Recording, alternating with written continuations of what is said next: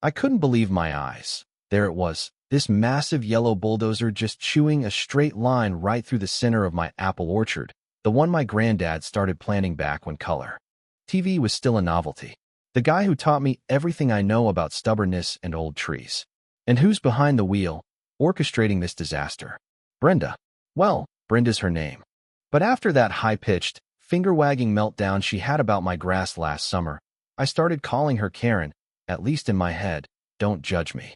I never thought a person you barely know for 2 years could stroll into your life and just decide, hey, this is my shortcut now.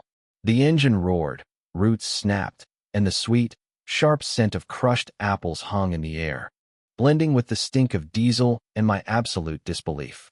My boots sank in the chewed-up ground as I marched over, heart pounding, anger coming up hot and fast. Brenda, what in God's name are you doing? I shouted, voice shaking over the machine's growl. She didn't flinch, just turned with that smug little smile, hands on hips like she was hosting a backyard barbecue. Relax, David. It's just a shortcut, she said, so breezy you'd think she was offering me lemonade. A shortcut through 50 years of family work. She went on. The cul-de-sac is too far from the main road. The neighborhood needs this. Neighborhood? She meant her book club, and 3 other sycophants who wave every Sunday, but never once offered to help pick up storm branches. I stammered, trying to find words that didn't sound completely insane. Brenda, this is private property. You can't just build a road through my land. But she rolled her eyes and let out a sigh so dramatic it probably startled the birds. Don't be so dramatic. There's an easement now. It's for the greater good. For the greater good. I almost laughed if I wasn't so furious. I told her to stop.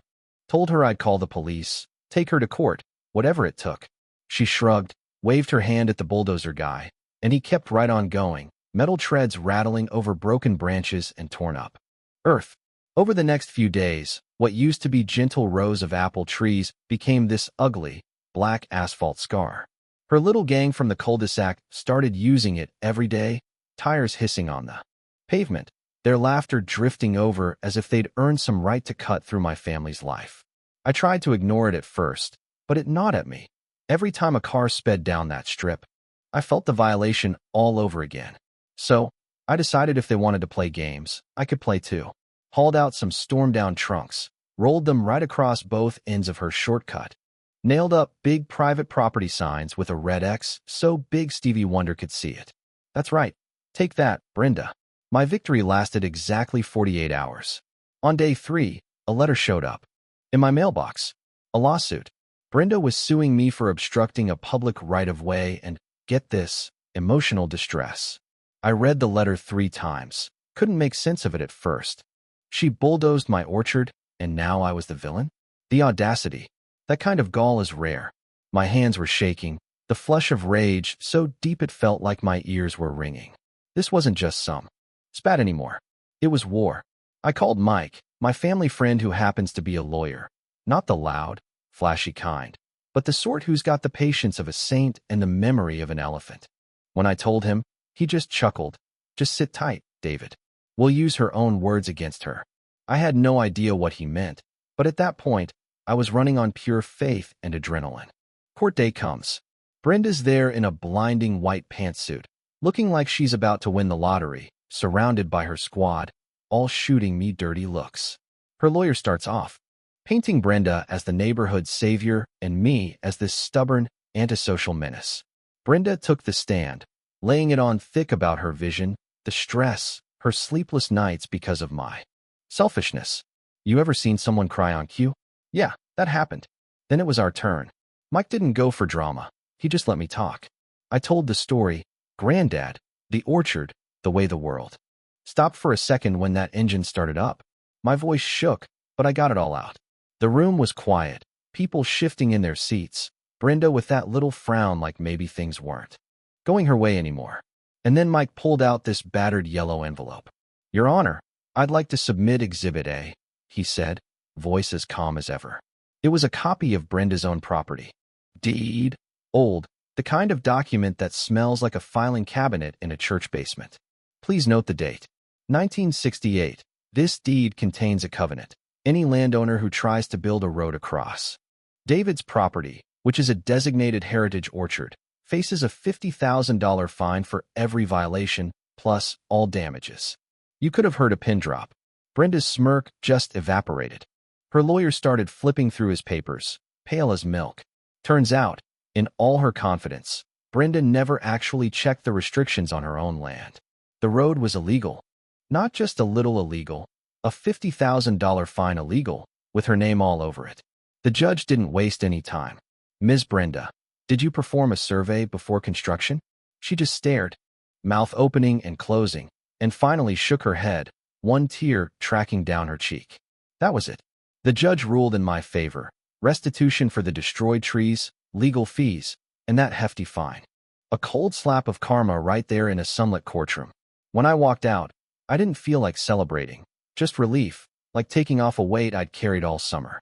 I drove straight back to my orchard, stood under what was left of the trees, breathed in that old mix of apples and earth, and stared at that asphalt line. It's still there, a monument to arrogance and shortcuts. A reminder that sometimes, no matter how loud or entitled someone is, you can't just steamroll the truth. Not in this world, not in my grandfather's orchard. But here's the kicker, when word got out. The neighborhood split right down the middle. Some folks say I was too harsh, others think Brenda got what she deserved, and there's still talk about who really owns the roads we drive on every day. So tell me, was I right to fight back, or should I have just let it go for the sake of community? Drop your thoughts in the comments. Let's see where everyone stands.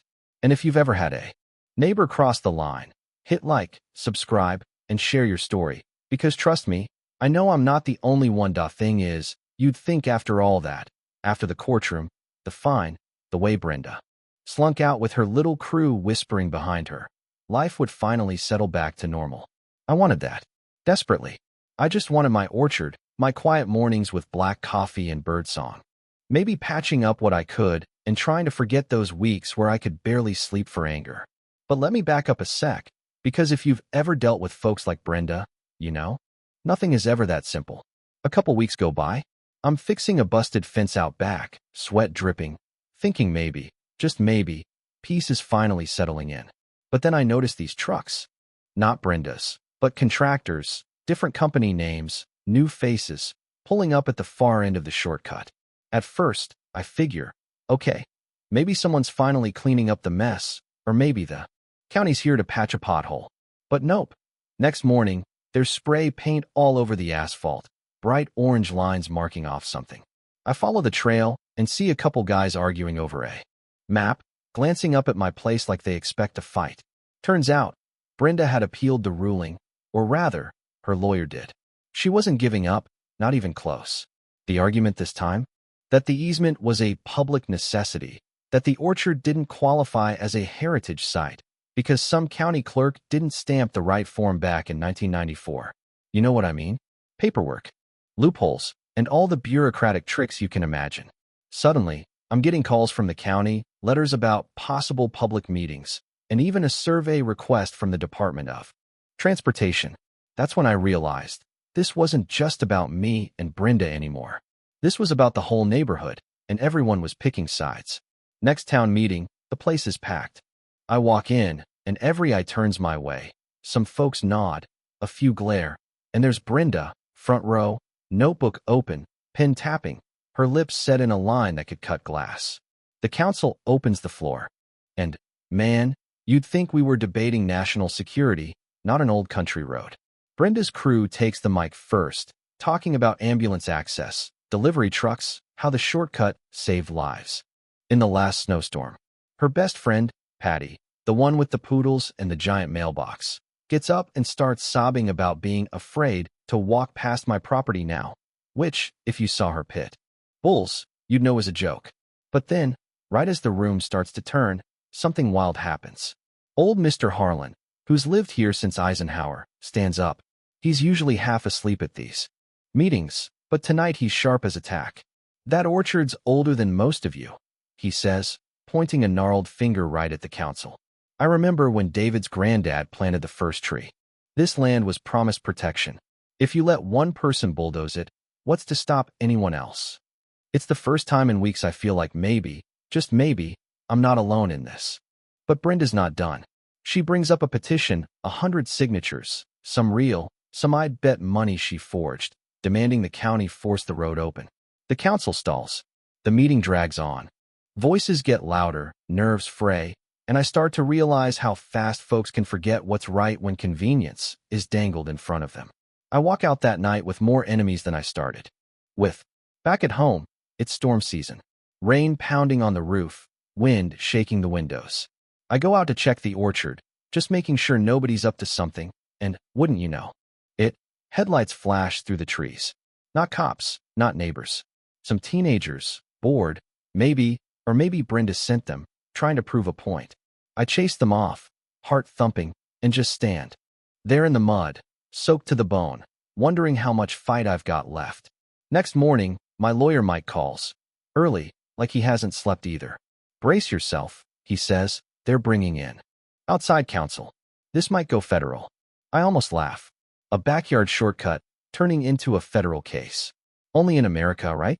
But I wasn't raised to back down. I start gathering every document. Every dusty photo, every story Granddad ever told me. I meet with Harlan, talk to old neighbors, even the ones who've been giving me the cold shoulder. Turns out, a lot of them just needed someone to remind them what community actually means, not just shortcuts and shiny new roads, but looking out for each other, respecting what came before. So now, as I wait for the next round, I walk my orchard every morning, boots leaving prints in the soft dirt, breathing in that old familiar scent. Apples, rain, the stubborn hope that maybe, just maybe, right still matters. And if it doesn't, well, I'll make sure it does, even if it means standing alone. But I gotta ask, if this was your family's land, your legacy on the line, would you dig in your heels? Or would you let it go, let progress roll right over you?